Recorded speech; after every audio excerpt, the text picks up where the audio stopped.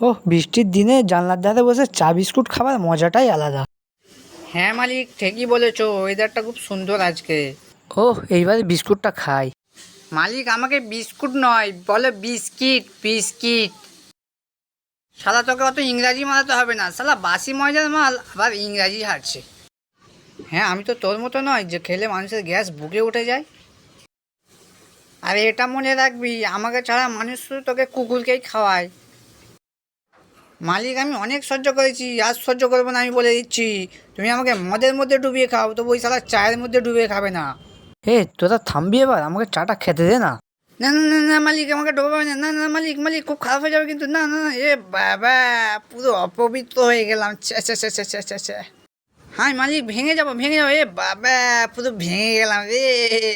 এই শালা বিস্কুটটা না চায়ে ডোবাবার সঙ্গে সঙ্গে ভেঙে যায়, তোর ভালো লাগে না।